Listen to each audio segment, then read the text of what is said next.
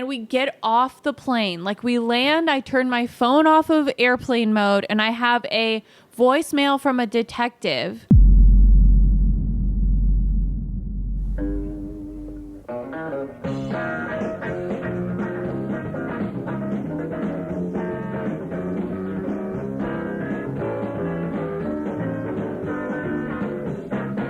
Hello and welcome to the latest episode of the Bad Times Good Stories podcast. My name is Joe Flanders. I hope that you had a great long weekend and hopefully temperatures are cooling down for you. Certainly not for me, but whatever. One day it'll be nice. I just want sweater weather. That's all I want more than anything. But I'm going to shut the fuck up because I live in LA and no one wants to hear me complain about weather. We have a bit of a complaint session today, and I mean that in the best way. It is certainly deserved. Bit of a grind my gears episode with Katie K, who is a comedian and podcaster. But to pay the bills, she manages apartment buildings. And good Lord, I've never talked with anybody who's done that before. And she very humorously, she humorously describes the day-to-day grind of that job. She manages multiple buildings. One in particular incident involved her getting multiple calls from detectives on the one trip that she ever took away from all of her responsibilities. And it's pretty crazy. Know who you're working with. That would be the takeaway from that specific episode. But yeah, it was a lot of fun. Again, I'd never talked to anybody who did that before, so it was fun to learn something new and appreciate my landlord a little more. So I hope you enjoy the episode. If you do, please give me that 5 stars on iTunes, Apple Podcasts, whatever they're called now. It's greatly appreciated. Thank you to Black Veil Brides Girl 90 for the very nice Apple Podcast review. Again, it just makes me feel good to know that people are listening and appreciate it enough to write a few sentences. So thank you so much for that. As always, you can email me at badtimesgoodstoriespodcast@gmail.com. You can also visit badtimesgoodstoriespod.com for past episodes, merch, and a link to the Patreon page. If you like what I'm doing, you can throw a few bucks my way each month. It's greatly appreciated. If not, just keep on listening and write that review. That's all I've got for now, so without further ado, here's my conversation with Katie K.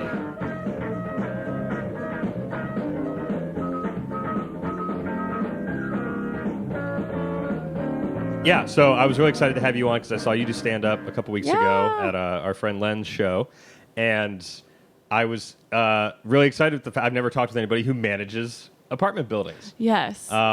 So I'm excited to jump right into this. I will say it's funny on this subject. So I got a call maybe 15 minutes before you got here.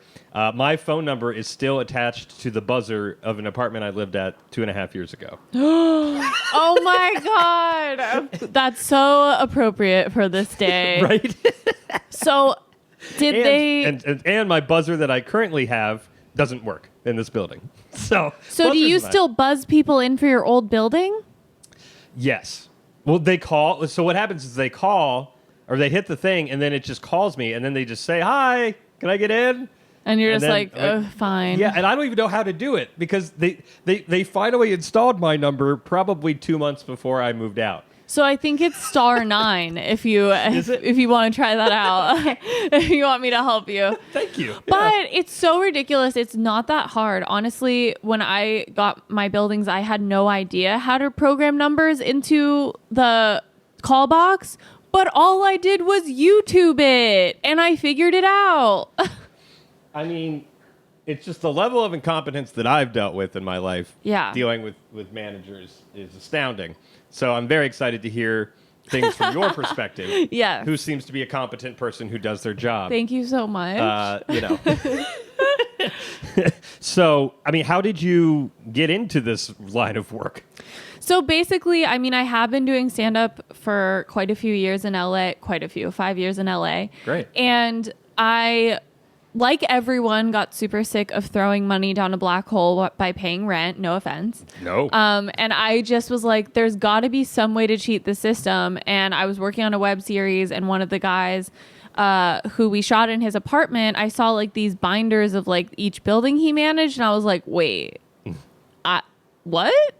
And then, because this guy was a little bit of a dumbass, and I was like, if he can do this, I can do this. Definitely. But then it just I started thinking about it and saying it, and then I started looking on Craigslist for job listings, and a lot of them you have to have like 3 years experience of like real estate or something like that, or just already apartment managing for a company, or you have to be bilingual. For a lot of them, that was like a prerequisite. So I applied, but no one really got back to me. And then after a few months, there was one listing that basically said, must speak English and have common sense. Boom. And I was like, yeah. And it said primarily looking for couples.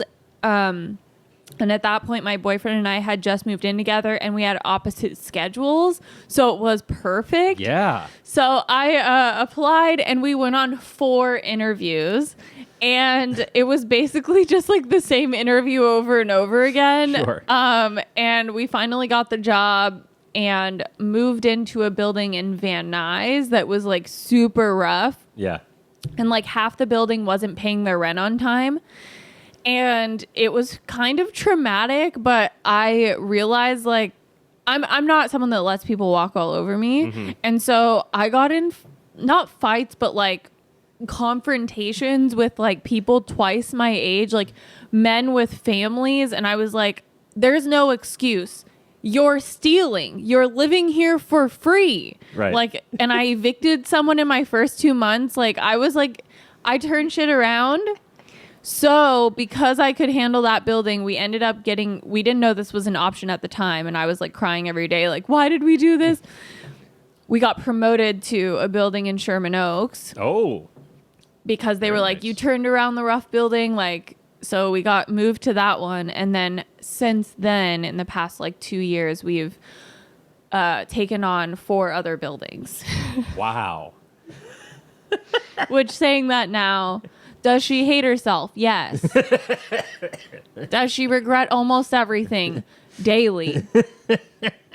Is my you're not bank paying- account better for it? Yes. There it is. Yeah, I was going to say that would be the one clear advantage and benefit. And are you living in places that like you maybe would have had a hard time affording otherwise? Definitely. So you're kind of living the life too. Totally. In that Like regard. our apartment is 1 bedroom, 2 bathroom loft with a loft and a rooftop patio. Like, we would never ever have paid for this unit if we weren't doing the management thing. Yeah. But People say like, so I didn't realize that I didn't like saying it like this until like a year in. I realized it started bothering me when people would be like, but you get free rent. And I'd be like, it's not free. It's at the cost of my soul. You know? So it's not like, yeah. No, I get it. So when you first started, that had to be, you were talking about like not getting in fights but confrontations with people. They had to see, they probably looked at you and thought, oh, I can walk all over her. Yeah. And not that you look like somebody that could just be walked all over. But I get what you mean. All of my landlords have been like crusty old men. Yeah. You know what I mean? Like, all of them. Or just like a clueless old Asian woman. No, who just for pretended sure. not to speak English. But I knew she could. That's convenient for her. It really was. 'Cause I was like, well, I like your game. I respect your game, but it's really infuriating me because I just need to get this light changed. Convenient, like, no hablo. Yeah, exactly. So, I mean, were you mindful of that initially? Like, did you it's almost like a new teacher at the beginning of a school year where you gotta like make an example, And, like, yeah, people tried to take advantage because the guy before me was so negligent that he didn't keep records. So because of that, they tried to take advantage of me and say, "Oh, I prepaid," or like, "Oh, I did this," and I was didn't actually have a record at the time. Yeah. So then I had to go to the office and like go through literal like file cabinets. Like, they're so stuck in like prehistoric times. So, yes, they totally tried to take advantage of me at first, but because I kept kind of like laying down the law, they were like, oh shit, like we can't really get away with anything. Mm-hmm. And I'm empathetic. If people are kind and like have a basis of logic and like communicate respectfully instead of yelling at me, sure, I'll move mountains for people. Like I got someone a brand new air conditioner unit, like central AC unit that's like $5,000 installed in like 3 days last summer because it was so hot and they were just like nice people. Sure. Like things get done. It's just if you're a fucking dickhead, I probably should have asked you if swearing was okay on totally this. cool. Okay, yeah. cool. Because yeah. I swear a lot. Yeah, I do too. So yeah, if you're a dickhead, I'll put you back in your place and then fix your toilet. So was it in this first building that today's grand story takes place? No. No. Okay. So it's in a I manage one in North Hollywood. Okay. And it's 3-bedroom, 3-bathroom units. And they're essentially like condos and they're $4,000 a month. And there's 14 units. Okay. So it's the bougiest building I manage, Sure. and some shit went down. Okay. What happened? So I never go out of town because I manage 5 buildings. Right. But we wanted to take one vacation finally. But we didn't want to tell my boss necessarily because at the time we only had 2 buildings, and it's weird how you can really do it remotely. It's a lot of just email and calling and scheduling people. Yeah. You don't really have, like, if maintenance goes to someone's unit and they're home to let them in and supervise them, I don't have to be there standing there like, great job everyone, like, right. Yeah. As long as I schedule it and get stuff done and get the rent in, like the beginning of the month, I definitely have to go collect all the rent and stuff. But I can mostly do it from email and phone calls. So we scheduled a 5-day trip to Austin, Texas on July 4th week. Okay. And I put up notices to everyone saying I'd be out of town, but I'm still reachable. Mm-hmm. So like you can call me or text me in an emergency. And we get off the plane. Like we land, I turn my phone off of airplane mode and I have a voicemail from a detective. And I first thought it was one of those scams because I was like, my first thought is this is not real. Sure. Like, why is a detective leaving me a voicemail? Right. I've done but nothing. But then he texted me and was like, I really need you to call me back. This is Detective Sanchez. And then he put the address, of the building in North Hollywood and was like, I'm at this building. I've been told you manage this building. Like, I need you to call me back. And I was like, so I'm standing in the terminal at the Dallas Fort Worth airport calling a detective back. 13 seconds into your vacation. Yeah. And I'm like, this is really bad because it feels like I need to be in LA for this. And he tells me that there was an attempted carjacking at my building and that someone held a resident at gunpoint, got them out of their car when they parked in the garage. And then there's a metal, like a industrial gate for the garage that moves from left to right. So it's not like an up and down garage door. It's a left to right garage gate. Mm-hmm. And they drove the car into the gate aggressively multiple times as to bend it outwards the wrong direction. Ugh. And then they tried to ram 3 cop cars. So they drove at the cops and tried to run them down, to which the cops responded with, they shot beanbag rounds at him, but he didn't know they were beanbag rounds, obviously. And then because they had trapped him in with the cop cars and he rammed a gate and the cop cars and they had all these guns drawn, then they apprehended him at that point and took him to jail. Mm-hmm. And the detective was like, yeah, so we have him in custody and he's being charged with 7 felonies. But we really need the security camera footage from your building. Cause we have cameras everywhere. Right. He's like, we need the ones from the outside. We need the ones from the front door. We need the garage ones, blah, blah, blah. And I was like, well, fun story. I'm not there right now. And then I was like, is there any way, like, I'm the only one with the key to the security camera room to, like, download it onto a flash drive or whatever, which is already hard for me. Like, I'm not good at flash drive things. Sure. So I was like, why am I the person that's responsible for this right now? Like, I thought I just needed common sense and to speak English. Like, this is the above and beyond. So he says, well, the cops are all wearing body cams. So technically, just like keep him in custody. We can use that for now. Mm-hmm. So it's fine. Actually, I was like thinking I was going to have to just get right back on a plane. So he was like, it's fine. Actually, if you get it to me by like this coming Monday. And I was like, okay, perfect. I promise. Like as soon as I get back, I'll do that. But then I'm having to realize that I have to tell my boss that you were gone. Yeah. Well, I didn't know. So I didn't end up doing that. So I call my boss from the airport and I tell him what happened, and all the while pretending I'm in Sherman Oaks.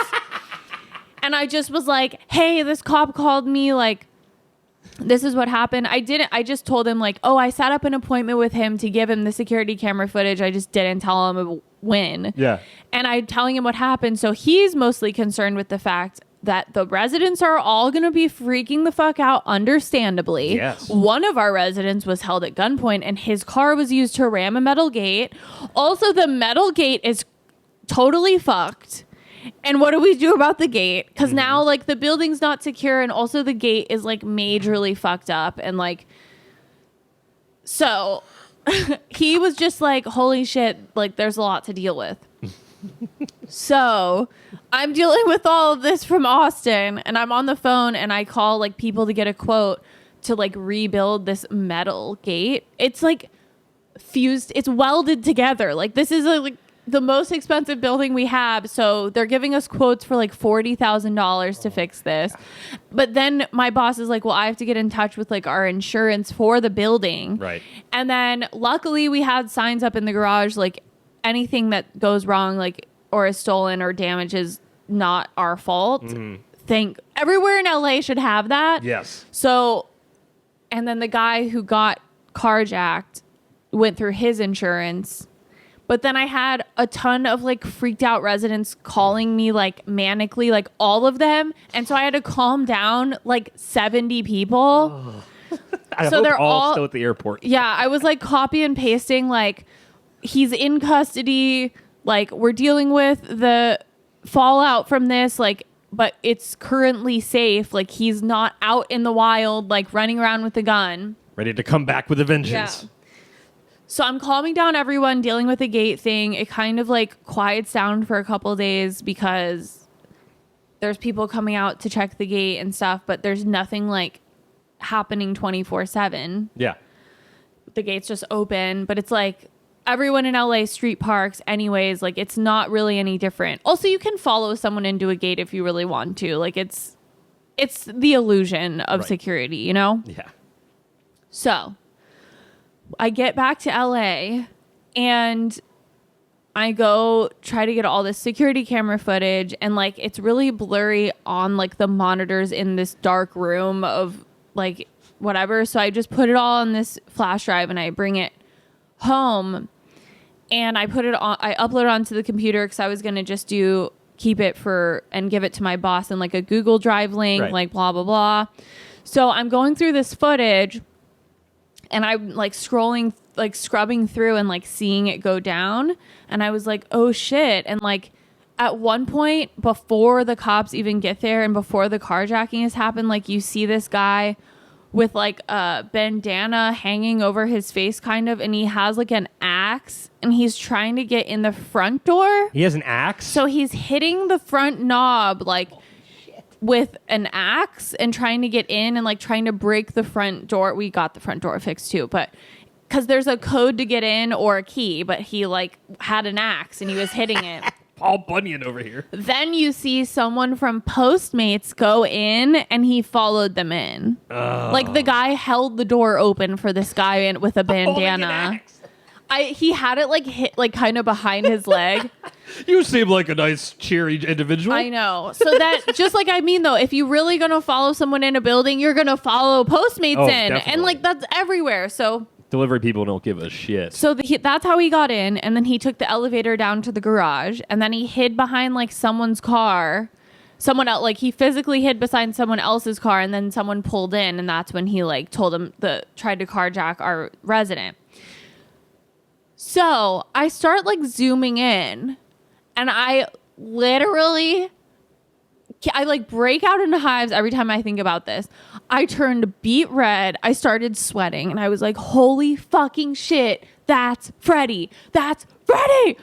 And Freddie is the maintenance guy I worked with every fucking day of this job for like 2 years. Holy shit. The maintenance guy. That's like this a Scooby-Doo thing. Yeah, this is like totally a soap opera Scooby-Doo moment.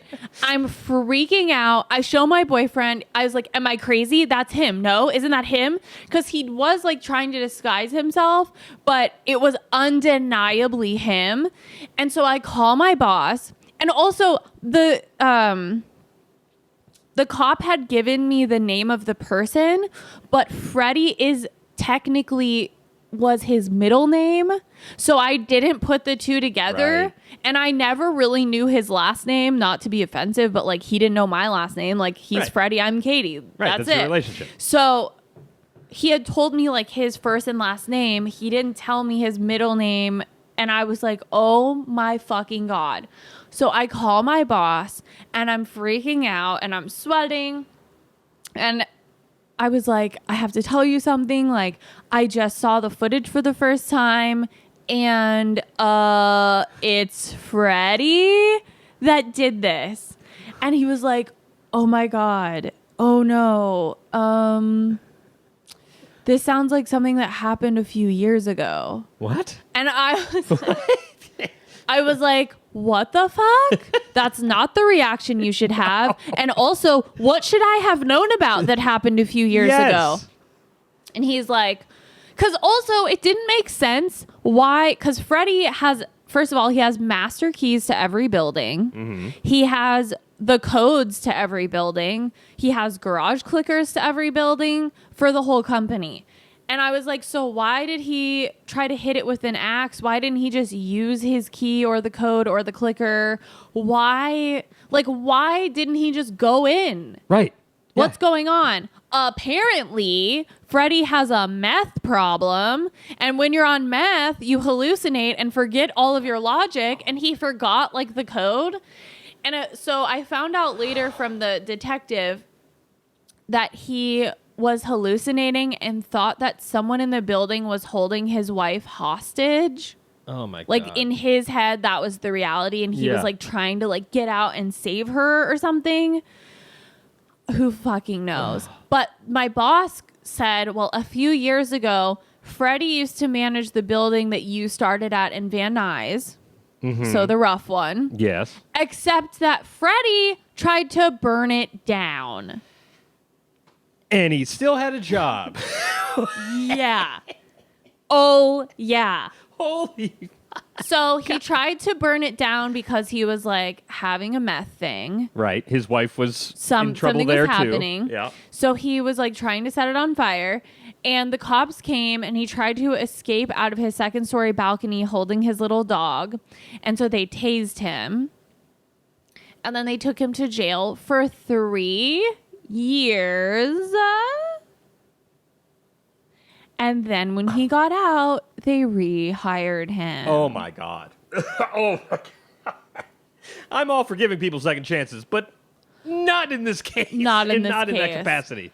So, like you said, he still had a job, which means I'll never get fired. I immediately felt so good about going to Austin and not telling them. And I was like, who cares? I look like a saint. I'm a saint. If nothing else, this whole scenario gave you amazing job security. You're like, totally. Oh, I'm never going to be fired. Yeah, and it was just so bizarre. And I was like, and so I got kind of mad on the phone and I was like, I think this is information I should have been given, that I'm working day to day with a felon. And like, even if, because like he was super nice and I was very surprised because he was like such a good guy. but obviously on meth, like, you're a completely different person. Like, aren't we all just one meth night away? Like, you know? Yeah. Yeah. So I was just like, I was really surprised. And like, I get that he's like a good guy in his heart, maybe, but he has fucking issues. And so I was like, you should have disclosed this information to me just in case. And also maybe not give him fucking keys to every building. Yeah, that's the big one here, you know? Yeah. Maybe limited responsibilities. Yeah. Or just don't hire him again. Totally. That's really... We went wrong at so many different ways. And my boss was like, my wife was right. She called it. Like, she told me not to hire him again. But I was, because they had, like, his brother works there too. And like, so it was like a family tie or whatever. And so he was like, we just wanted, no one else would hire him out of prison type of thing. Yeah. Yeah, because they didn't want this to happen. So he's definitely for sure still in jail. I don't know whatever happened with how long, but it's like strike 2. So I assume a while. I would hope this gentleman doesn't get a strike 3. I mean, I think, yeah, like, and 7 felonies like in one night is like for sure a big deal. Yeah, most because definitely. it was technically attempted homicide because he drove the car at them. Yeah, he was like technically could have killed one of them with his car. So like he was, so that's definitely part of it that he's being charged with all that. So did you have to were you involved in the trial at all? They sent me something saying I might be called to the stand, but because I wasn't physically there, they ended up not calling me. Yeah. But I mean, also, I think it would have been a thing where they had me like vouch for his character almost, because the only part of it that I was present for was the part where he wasn't on meth. Right. And it's just insane. So we ended up obviously getting the building all fixed and like the gate fixed and everything, and the residents are all okay. But now it's like this thing that's gone down in history. And so anytime something happens, like a month after that, they all have rooftop patios, and there was like a patio umbrella, like a big umbrella. And it was during like a really windy week, like so windy. Like my stuff blew over, and I'm in Sherman Oaks, and we have a small patio. So a resident called me freaking out at like 2 a.m. because they thought that someone was on their patio, but really the wind had blown their big patio umbrella over. Yeah. And they were like, someone's trying to break in and whatever. And I'm like, there's literally no way. Like, you're on the top floor of a very secure building, and they couldn't just dive in from the roof. Like, there's no way to get to their patio without going through their front door. Right. You know what I mean? Yeah, yeah. Or scaling the side of the building for 5 stories. And I was like, also, my patio umbrella blew over. Like, I'm sure it just blew over from the wind. And they were like, I need you to come over and check. And I was like, also, what the fuck am I going to do? Call the cop. If you truly believe that someone's on your patio, call 911. Yeah, you don't need to be the middleman here. No, and it was like men. It was 2 brothers that were like, I believe they're 37, and they're twins, and it's 2 brothers. And I was like, have some pride and don't call a 27-year-old girl to come check your patio for you. Like, I understand that we're all triggered and on edge from this carjacking situation, but that doesn't transfer to your roof and your umbrella. It was the wind. And even, like you said, I mean, even if it wasn't that, what the fuck are you going to do about it? Call 911. Or can do about it. Yeah. Yeah. It's just like I just had to, I've been seeing a doctor, and so I've had to call him, the office, and it just cracks me up when, the first thing they say is, if this is an emergency, dial 911. Like, they have to say that because somebody has done this before. Because someone's apartment was on fire and they called their pediatrician. At some point. Like, why do we have to tell people this? Yeah, I need an ambulance. Why are you calling us? Also, I've learned from this that people define emergency very differently. Yes, please elaborate. Because I've told people before, and it's technically in all of our leases. This company doesn't consider locking yourself out of your own apartment an emergency. Sure. And it technically doesn't require myself or our company to be responsible for letting you back in. So it's a courtesy. Right. And so I've told people, if it's within business hours, like, you're welcome to text or call me and see if I'm near your building, if I could be near your building, if you could pick up a key from me. Mm-hmm. I'm happy to do that because everyone's been there. Yes. Everyone's had a total brain fart and locked themselves out. It happens. I didn't always used to be an apartment manager. So at one point I had a landlord in my Koreatown apartment, and I locked myself out, and I knocked on his door, and I was like, I am so sorry. I'm an idiot. Oh my God. I apologize. I'll run up, unlock it, and run the key back to you. Don't move. Right. I'm so sorry. Yeah. Like, totally took ownership of my own mistakes and was like, don't move. I got this. So sorry to bother you. Also, it was the middle of the day. This bitch last week, I swear to God, 9 p.m. Am I awake? Yes, obviously. Am I at a show? Yes, I am at a show. And also, doesn't matter where I am, fuck off. It's 9 p.m. Also, fine. Let's say you're just calling because what if I am home? What if you could come by and pick up the key? What if I answer? Whatever. And it works out and you apologize. Fine. I get it. Fine. But she did not do that. She called me 19 times within 7 minutes. Is that scientifically possible? I guess. Apparently. Because it happened. Guinness World Record. It was to the point where my phone was like not registering all the calls, and then it popped up with like, it just said like 19 missed calls. You know what I mean? It was like ringing so much that I think she was like hanging up and redialing and hanging up and redialing.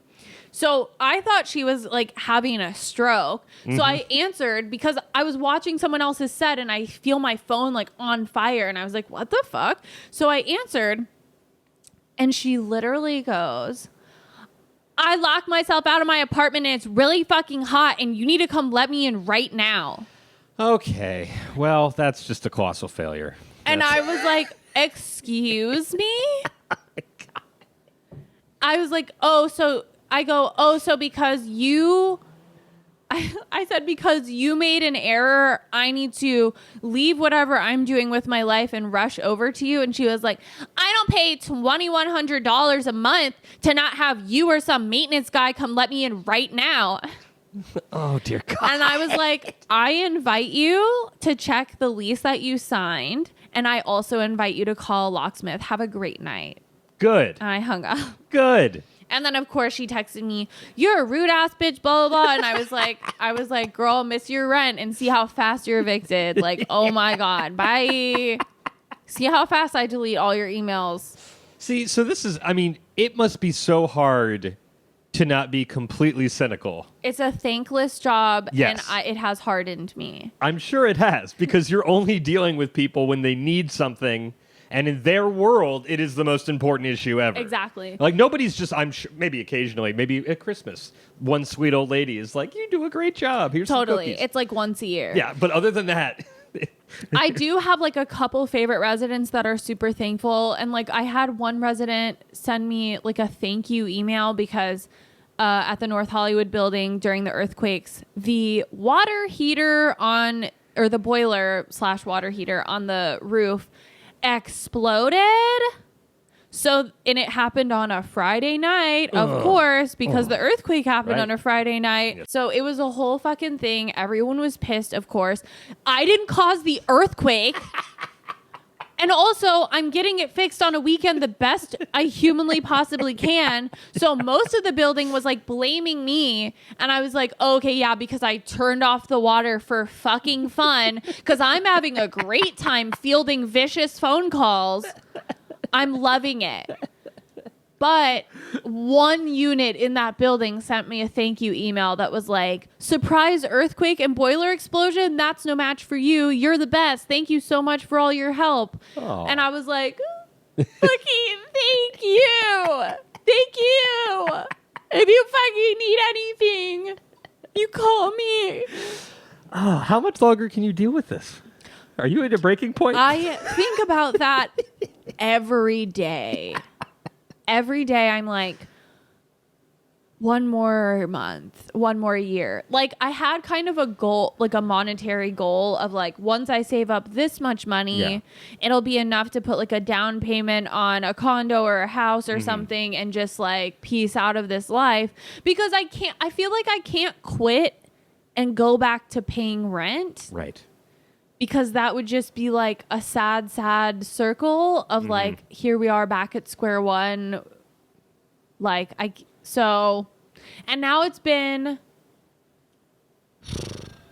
almost 3 years, and it's certainly a lot. And also taking on the extra buildings was probably, it's just because they were like, do what you're already doing for a couple more buildings, but make like money on top of it instead of just like compensating for your rent. Right. And I was like, so I'm already stressed. Just add like a little more, but I'll actually be getting like a check. So the person that I've been taking over the buildings from, like each building has been like crying out for help essentially. So the first month is always like when the worst shit happens because they were neglected before. So I get that. And I'm usually super empathetic to that. The job is just to not be lazy. Perhaps the owner should work on the ad and have more Right. have more What to requirements. expect, yeah. What were the requirements? Competent. Speak English and have common sense. But it's Maybe more expect like a little more. have a really thick skin, be competent, be efficient, and not be lazy. Also, knowledge of how to YouTube things you don't know. Like, but because like I just want to send YouTube links to other people sometimes, but it would obviously be the most passive aggressive thing of life. Right. With no other comment or anything, just the video like link? the video of like how to because I got texted at like 7 a.m. yesterday, so on a Sunday, from my neighbor that was like, sorry to bother you on a Sunday morning, but his smoke detector kept beeping and I don't know how to turn it off. And I didn't say anything out of principle. And then like 2 hours later, he was like, oh, the batteries were dying. I fixed it. And I sent a thumbs up. A thumbs up. That's a solid That's reply. what it deserved. Yeah. Because you're an adult human. There's one of two problems. There's smoke. Sniff the air. Is there smoke? No. Or the batteries are dying, you idiot.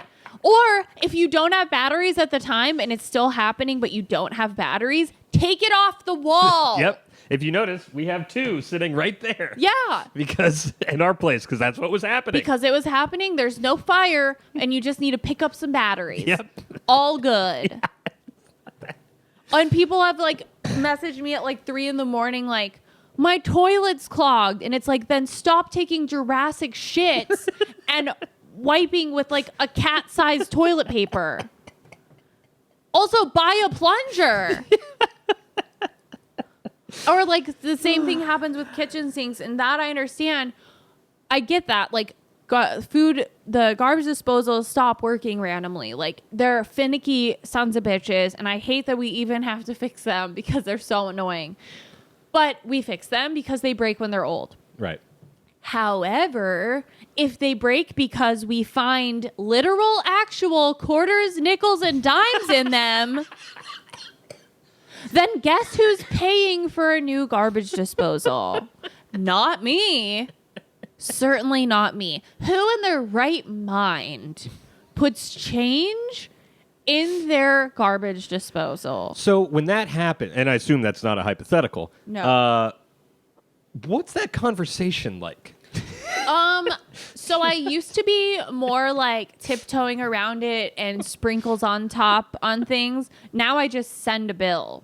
Right. Yeah. And it's You don't like, need an and it says explanation. like because it's like just a plumbing bill essentially. Yeah. And it says like the reason of, it was like, materials down disposal that should have never been disposed of or something like that. Copious coins. Yeah. So, I mean, depending on who it is, I'll explain. But at this point, I'm done wasting my breath explaining to people, because if you don't have enough logic to not do that, then you don't have enough logic to understand my conversation. Right. I feel like this is a potential sitcom of just other apartment managers who you just like get together and commiserate. If not, you should. I find totally somebody. was thinking about pitching that kind of like Storage Wars type, like confessional, whatever, like pseudo reality. I want to pitch it. My only like hesitancy is one, my boss finding out. Although they're old, again, not online, no portals. They're not on Instagram. They're not on Facebook. So I have been like venting on my Instagram. I do angergrams about my like all of this. And so I've kind of just been like, fuck it. If they find out, they find out. Also, fucking fire me, question mark. I was going to say, once again, we've established job security. Yes. But the other thing is, I don't really have apartment manager friends. I don't know the other people that work in our company, because we never interact, because they're in their buildings and like they're dealing with their shit. And also they're nothing like me, like they are like the older ladies or the crusty men. Yes. I definitely feel in the minority that I'm just like this millennial that got stuck in this world where like millennials don't belong, kind of. Right. So I would love to do that. I just have to like work out whether there's other people in it. Right. Yeah. Or is it because just right your now adventures? I'm a one-woman show. You know what I mean? Yeah. A one-woman circus. Well, have you had to kick people out that you didn't necessarily want to, but they just hadn't paid? Or have there been, you just like, you get a glimpse of people's lives. Maybe they have a family or something, and it's just like, this is a hard city to live in. Totally. So I'm curious. So, like, for the people that are nice and have families and they're just like a little behind, essentially, if they're not more than a month behind, I've let people pay late, but they have to pay a late fee. Right. So it's usually like 7% of the rent, and I just like kind of let them tell me like, okay, I'll pay on the 25th and I'll pay the late fee. So like if they're a month behind, we could legally push an eviction, but I don't, and just like let them catch up, like let it ride out. If it gets more than a month behind, it's like hard to justify. Like my boss is like, no, we need to get them out. Right. But that's never happened with someone I've liked and they're just falling on tough times, because like people like that, I find, they fall on tough times, but they're resourceful and they're not dickheads and they don't blame the world for their problems. They just like they figure it out after a few months and then they get back on track. The people that I have had to evict all have a similarity in that they think that they're fucking owed something, even on the way out. I literally had the first person that I evicted in the trashy Van Nuys, like sad place. She can't like, she would like fucking scowl at me every time she saw me, and she like knew she was getting evicted. And like, I get that because she's shooting the messenger, and like in her mind, I'm just like I'm the person like ruining her life essentially, even though I'm just the person posting a piece of paper on your door. Like I'm not paying the lawyer. I'm whatever. So whatever. Okay. Then she comes to me. There's like a 30-day thing basically saying if you're not out, like the cops are going to come, like essentially. And she comes to me on the 30th day that she's supposed to be like out. And I'm like, is she turning in her keys? Like, what's happening here? And she was like, oh, I need 3 more days. And I was like, sweetheart, I don't make the law. Like, what do you mean? And she's like, well, I need 3 more days. And I was like, okay, well, you can tell that to the cops. And then she goes, also, when are you going to give me my security deposit? And I was like, and I literally took so much for me to not laugh in her face. I was like, you haven't paid for 3 months. Your security deposit has gone up in flames. Yes. We're keeping the security deposit as compensation for 1 of the 3 months, and you're lucky we're not suing you. Because technically we could be going to small claims court and suing her for the 2 months of rent and the damage to the apartment because she painted it all black. Oh, God. So anyways, I was like, you're welcome that you're not in court as well for the other money, the $5,000 that you've racked up at this point. And she was like, oh, well, that's stupid. And I was like, girl, like, it is shocking to me that you've even made it this far in adulthood. That must be the thought. Like so the often chip on with the people. shoulder of like how to act that way. So I guess wrapping up. Sorry, I babbled so much. I told you there was a lot to unpack. Yeah, no, you did. Oh, it's perfectly fine. If anything, I think this has been an eye-opening experience for everyone to not be a dick to Be your nicer landlord. to your landlord. Yeah. I mean, it sucks because I've heard a lot of horror stories from like my friends, and I've been in a situation in my first apartment in LA where there was like bed bugs and they didn't do anything, and I had to move out, and like there's definitely shitty landlords for sure. Right. It's just know the difference and like don't be a dick if your landlord's actually like getting shit done. Exactly. I've only had my residents stop being dickheads. Yes. So if you're listening and you're a resident, fuck up. Do you have a horror story? I just had the only good landlord I had was in North Carolina in Winston-Salem. The most amazing, like she was an older woman named Treasure Faircloth. Of course she was. Just a good old Southern lady. Of course. Oh, hi y'all. What can I do for you? And it was me and my 3 roommates in college. We somehow moved into like the suburbs. Okay. And so it was us college kids surrounded by, the whole scenario was very silly. God bless North Carolina rent prices, because I was paying, I'm paying more now than I was for a 4-bedroom, 2-story epic house. It's so depressing. And it was basically like the Arrested Development house. Like it wasn't like it was, the walls were super thin. It was, but that was the only, anytime we had any issue, oh sure, I'll send somebody over. But then every apartment since then, it's just like super sketchy. My first apartment out here was this guy named Hollis, who was like, just coughing out death every time we would exchange with him. And he lived in the building. He lived right. I had a bad run of like living above or below my landlord. Oh. Which is just terrible. Yeah. It's just particularly when it is old, crusty people. Right. That are like, stop walking loud. Yes. Yeah, exactly. Yeah. It was exactly that. And he would somehow he would walk around with no shirt or pants on. Just boxers. He was very, I mean, like, there's some sadness. I'm sure he's just a senile old man. But he would cut the grass. Like that? Like that. Oh, my God. And it was just, I just moved to LA. There was a couple times where, like, I'd, like, had, like, and he would do it towards the evening.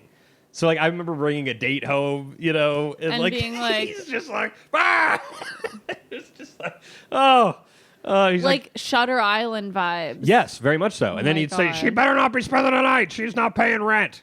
So that was also a thing we had to deal with. My God. So it's basically like, you're allowed to have a guest. yes, I so it felt like he was like my grandfather, and I was in like I was 16, sneaking a girl into my house. God. It was a nightmare. So how long did you even stay? I left after 8 months. My friends stayed for a little while longer, and then I moved in with, or below, an old Asian couple who was nice, but yeah, within like a week of living there, I had like 4 friends over, and it was like midnight, and we got a bang on the door, threatening to kick us out.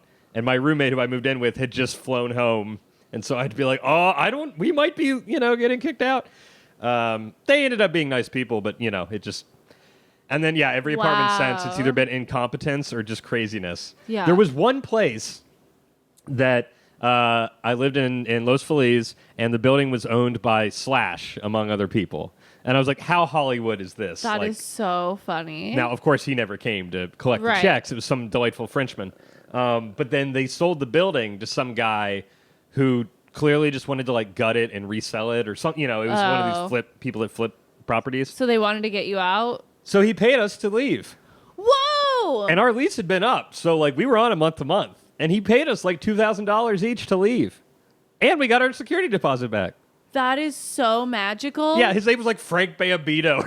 It was just... Oh, my God. So, That was the one good experience I had, other than Treasure Fair Then you have Club. money to move, too. Yeah, exactly. It was, and I needed it to move into anyway. So I guess now that I think about it, overall it has been incompetence and gross, but there have been some positives along the way. Wow, in LA, getting paid to move. Right. Oh, I know. I was shocked. That's amazing. Yeah, I know. Ah. And I didn't even realize I was like negotiating with old Frank Bambino when I asked about the security deposit, and he was like, "Oof, you're a good negotiator." And I was like, "Oh, I guess I'm getting it. I just asked. Like I wasn't even like security deposit or no." Oh my God. So anyway, that's really funny. Yeah, I know. Oh my God. Yeah, and now, so you're okay here? Yeah, I mean, I was dealing with incompetence here. Again, it was the Asian woman who pretends she doesn't speak English. But apparently, everyone else realized she was incompetent because she's no longer running the building. And she was just gone. Like, we got a new knock on the door from somebody just to, like, inspect the smoke detectors. And I was like, is Hannah still here? I haven't seen her in a while. And they're like, oh, no. No, she's gone. She's gone. I'm like, oh, terrific. Oh, my God. So, yeah, that was just the situation where, you file the... you write out the work requests and then nothing happens and just falls into the abyss. And she lived in the building, so I would knock on the door and just never hear anything. Again, in the middle of the day, I wasn't, Yeah, I need to start selectively speaking English. Yeah, like just pretending I'm like French or Swedish or something. Mm-hmm. Just being like, So the last question would be, and I work freelance, so I have like several different clients I work with regularly, and so they'll text me sometimes out of the blue, and I'm not good at just stopping what I am doing and being like, now I have to do this because they told me to. Right. So I imagine, and that only happens with two people, collectively probably twice a week. So I can only imagine, how many people do you oversee, and how many on a daily basis, like texts and calls, are you getting? It's honestly so crazy, and thank God, like as a person, I'm a multitasker. Yeah. I'll show people sometimes like the amount of texts and calls I get between, like, it mostly all happens in the morning, and then obviously like some stuff trails over till the afternoon. But I have 5 buildings. I also bartend, I do stand up, and I have a podcast. So like, where I'm doing all of this every day, and I'm booking like my stand up shows, and like I produce 3 shows, they're 3 shows 3 times a month. Like, so it's a lot. And so I'm getting texts. So sometimes I'll get a text from my co-producer Holly, and we'll be booking a show. Then I'll get a text from like 5 residents. Then I'll get text from our 2 maintenance guys, or a plumber, or the locksmith. Then I'll get a call from my boss, or a voicemail from the accountant being like, someone's check bounced or whatever, and you need to like go collect the late fee or talk to them or let them know, or they wrote the check wrong. Then I'll be getting emails because we have vacancies listed. So I have to show vacancies. And then I'll be getting emails like, oh, we do want to apply for this like unit. And then I'll send their application to the office, but then I'll get contacted by the applications office, and they'll be like, oh, well, they forgot to fill out this particular information, so you need to go get this information from them. So then I'm getting that information, and I'm dealing with so many different things.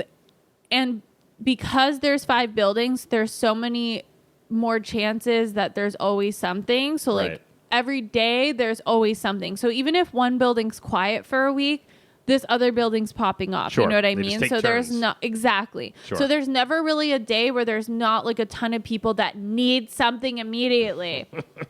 And so and then I'm trying to obviously focus on, like, I want to be doing comedy full time and podcasting and stand up, but these other things are like a means to an end, but I still have to like pay attention to them. So I have honestly split my brain into like, I swear to God, like 5 different pieces. And I'm just like constantly on this level of like trying to make sure everything's set. Right. So it's a lot, and I'm not going to make you talk about how stressful this shit is anymore. Where can people find you on social media and all your comedy and all that stuff? Yeah, if you want to hear me rant more, on Instagram at KDK Comedy. I do a lot of stories, like on the story or IGTV, where I have this kind of chronicled. And then like on my page is where I post all my show dates. I have a lot of shows coming up that are super fun. Specifically Laugh Factory on September 17th. Hell yeah. I'm excited for that. That's great. So yeah, that's it. I'm mostly Instagram based. I do have a fan page on Facebook, also KDK Comedy. So, Okay. Yeah. And Awesome. my website is KDK Comedy. So don't forget it. I'll never forget this conversation. Thank you. And hopefully all of you don't either. So Yes. if there's one takeaway, don't be an idiot and just think, do I need to bother the landlord about this? Yes. Is it an emergency? Should I call 911 instead? Look up the word emergency in a dictionary Use Google. and think, does this really Does apply? this qualify? Well, thank you for coming on. And Thank you for having me. of course, I This was hope your super day fun. is marginally not as stressful as usual. This felt like therapeutic. I'm glad. That was the episode. I hope you enjoyed it. I know that I did. Thanks again to KDK for coming on. Make sure to check her out. Every day, I'm sure she has something to complain about, and rightfully so. That's all I've got for this week. So until next Wednesday, keep laughing.